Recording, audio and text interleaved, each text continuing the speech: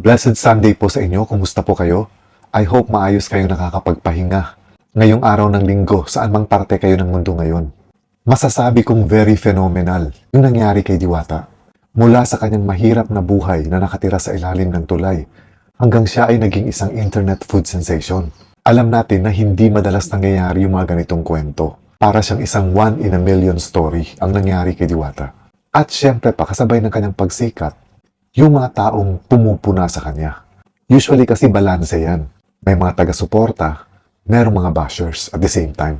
Isa sa mga nadadamay ngayon sa usaping ito ay si Kiana Reeves, isang sexy actress. Ayon kay Kiana, matagal niya nang kilala itong si Diwata noong hindi pa ito sikat at naninirahan pa lang ito sa ilalim ng tulay.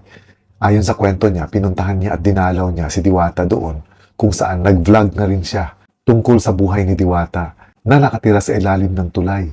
At ito yung mga panahon na kung saan nakikipaghabulan pa si Diwata sa mga clearing operations. So ibig sabihin, nagsisimula pa lang siya noon sa kanyang pares. At hindi pa siya ganito kasikat katulad ng nangyayari sa kanya ngayon. Lumitaw uli itong pangalan ni Kiana Reeves dahil meron daw siyang ipinost dati sa kanyang social media account na kung saan dinumog siya ng mga bashers dahil parang ang pagkakaintindi nung mga nambash sa kanya ay sinisiraan ni Kiana Reeves si Diwata. Pero tinanggi ito ni Kiana Reeves. In fact, sinasabi niya hindi naman ganun yung intensyon niya. Wala siyang intensyon na pabagsakin si Diwata o siraan si Diwata dahil magkaibigan nga sila. Ang pinupunto daw niya ay bilang isang kaibigan. Kumbaga, payo. Pinapayuhan niya si Diwata para mapangalagaan ni Diwata yung kanyang negosyo at yung kanyang kasikatan. So pakinggan natin yung interview niya kay OG Diaz. Dito sa di ba meron kang huling post or comment tungkol kay Diwata na nabash ka din. Ano ba yung komento mo exact? Kay Diwata kasi, ako yung unang pumunta sa kanya. Yung parang celebrity. Nung sa tulay pa siya. Wala pa siyang pwesto. Pinalayas pa nga kami ng guard dun eh. Bawal daw kami magtambay dun sa may tulay. Mm-hmm. So, na-post ko yun. Maraming galit sa amin dahil pinaalis kami ng guard. Sabi na, kung bawal-bawal, tigas ng ulo nyo, blah, blah, blah. Hindi pa kasi sikat si Diwata noon. So ngayon, hanggang sumikat si Diwata, dami na niyang fans na keso. Di ba, alam mo naman yung mga Pinoy, mga emosyonal tayo, kung sino yung mahirap. Yan ang yung tinitingnan nila lagi na ang mga mahihirap, pag inaapi, aanuhin nila yung parang i-uplift. Oo. So, pag nandun ka na sa taas, ang ugali ng Pinoy, ibababa ka na naman. Ganyan ang ugali ng Pinoy. Kaya nga, mga Pinoy ng mga saba ugali. Promise, karamihan. Wala naman ako na mababait na Pinoy.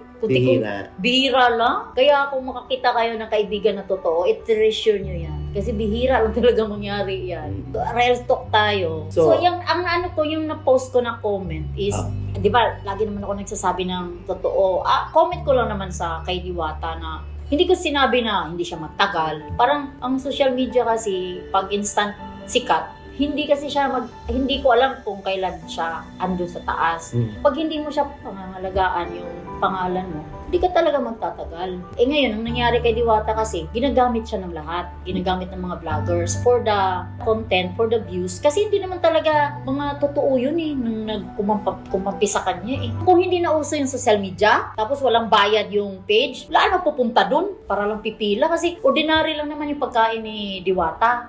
Wala naman talagang extraordinary na bakit ka pipila dun from ang haba-haba kahit mainit pumipila ka dun para lang sa sabaw, di ba? Para lang sa unli rice, pwede naman mag-inasal. Mayroon namang unli sabaw at unli rice dun. Lang yan, curiosity. Kasi na-hype siya ng gusto sa mga vloggers. So, nakikurious yung mga ibang lugar. Then, yung ibang lugar, pag nakakain ka na dun, siguro ang babalik-balik dun, yung mga call center, construction worker. Kasi nga, yun ang strategy ni Diwata. Yung mga customer niya is yung mga level na yun, yung mura lang. Hindi siya yung pasarapan, palinisan, yung affordable para sa kanila. Yun ang sabi ko sa post ko. So, meron pa rin nambabash sa'yo, hindi ka maintindihan yung punto mo. Meron pa rin. Kasi, di ba, ang mga Pinoy gusto laging positive ang maririnig. Ayaw nila ng totoo.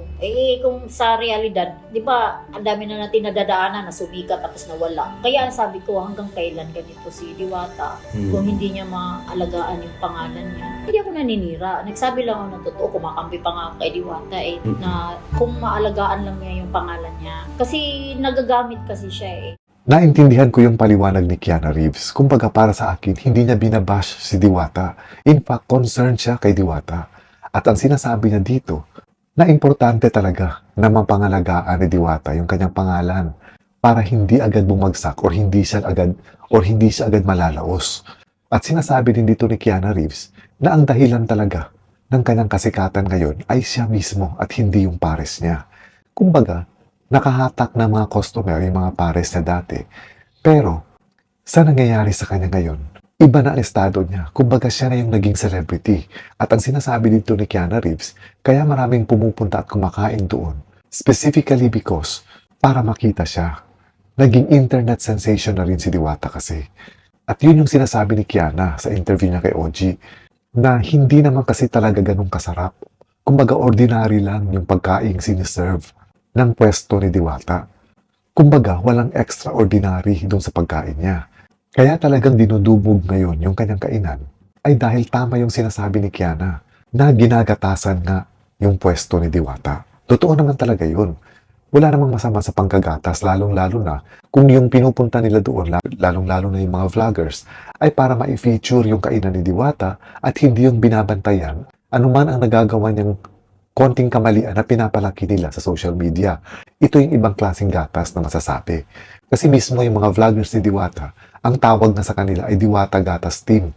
Ibig sabihin, aminado sila na talagang kumikita sila sa pag-feature kay Diwata sa kanilang mga vlogs. Ngayon, ito yung pinupunto ni Kiana na sana mag-ingat din si Diwata at ingatan niya yung kanyang pangalan. Kumbaga, mag-ingat siya lalong-lalo na sa pagkikipag-deal sa iba't ibang mga tao. Baka kasi yung iba ay talagang gagamitin siya at ito yung ikasisira niya.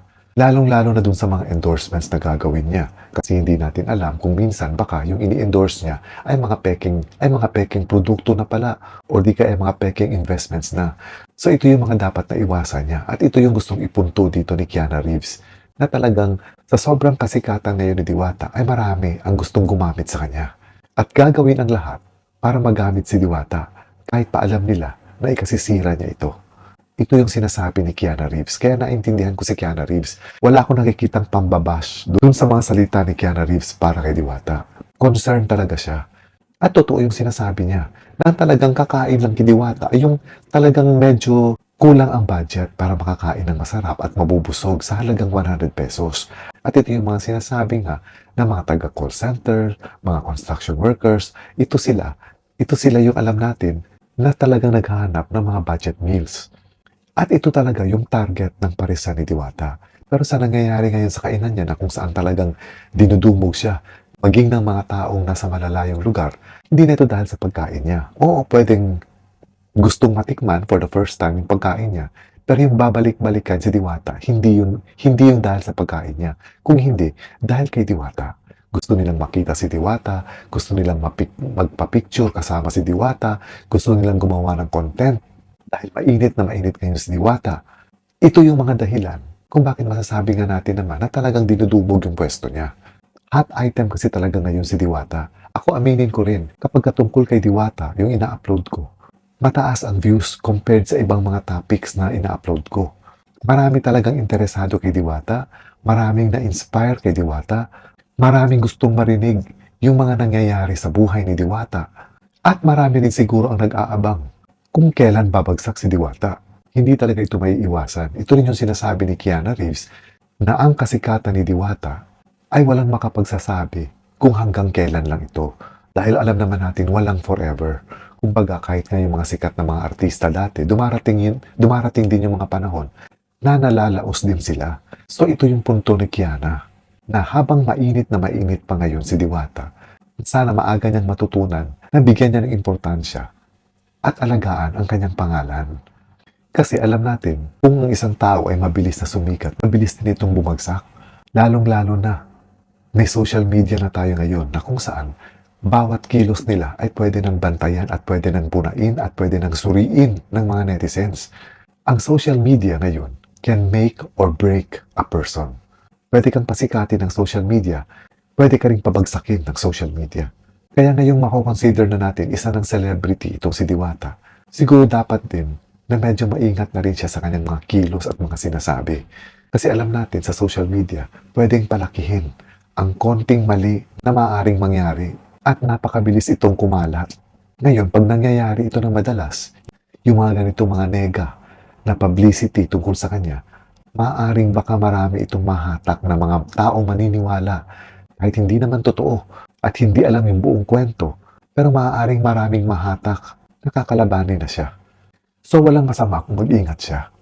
Kasi kung tutuusin, hindi pa ganun katagal yung negosyo niya. Pero napakabilis ng pag-angat niya.